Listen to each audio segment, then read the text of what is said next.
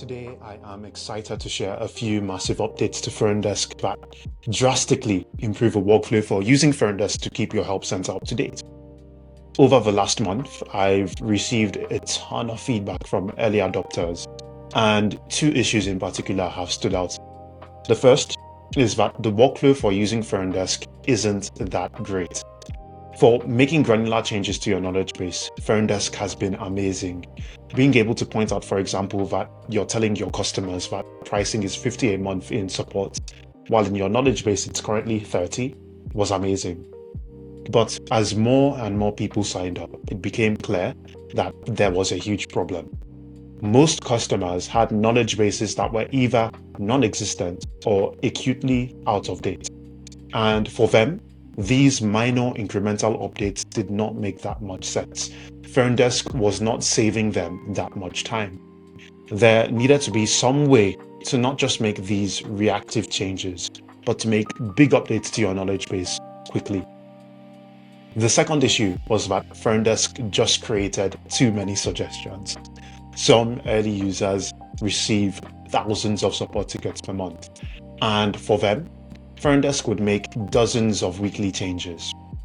Most customers didn't have the time to review the articles it created, even when those articles were great. There was no way to give rules for when articles should be created or not.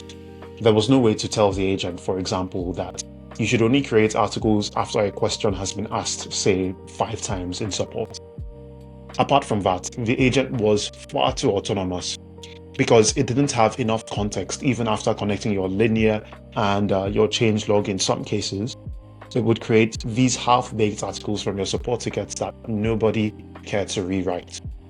So the TLDR is, there needed to be a clearer separation of the problem identification, which is detecting that there is a content gap in your knowledge base, and the problem resolution, which is drafting the actual article or making changes to your product and onboarding.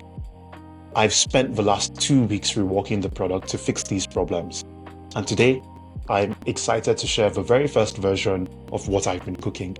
Today's update brings the successor to what was previously Insights, Support Trends, and Tasks. Let me show you how they work.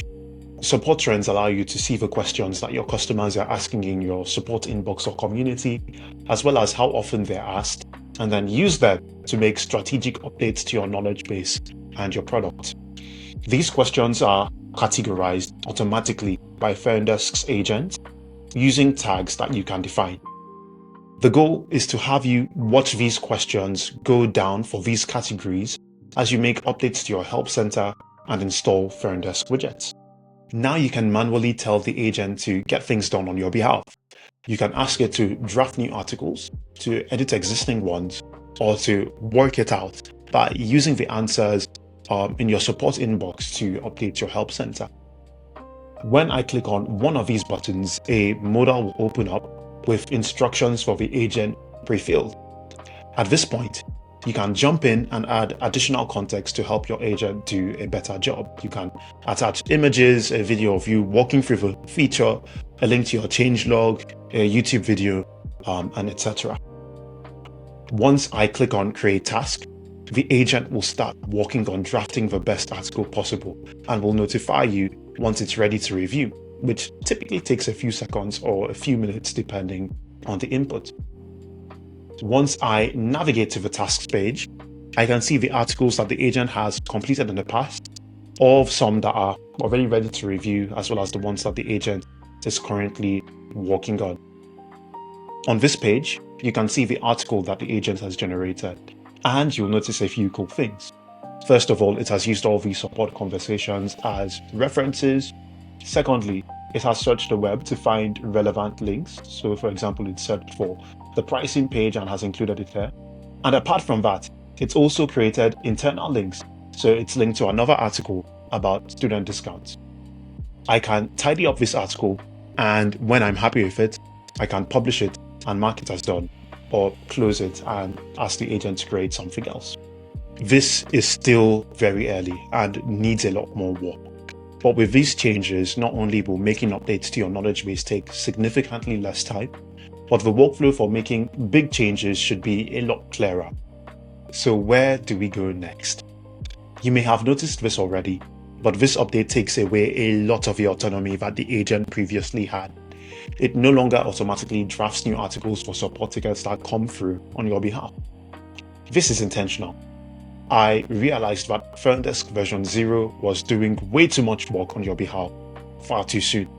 I was optimizing for the less common use case of making these tiny tweaks to your knowledge base instead of doing the most valuable thing, helping you make big updates to your help center in a fraction of the time it will take you to do without.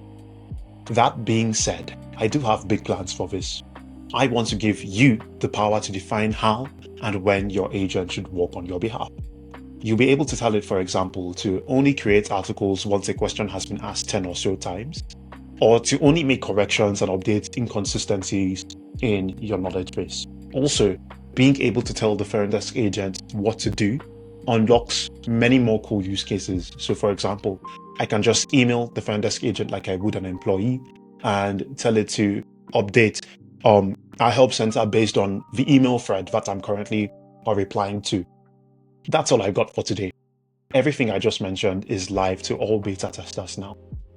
If you're currently not using Ferndesk and would like to give it a go, I am onboarding new early testers once again.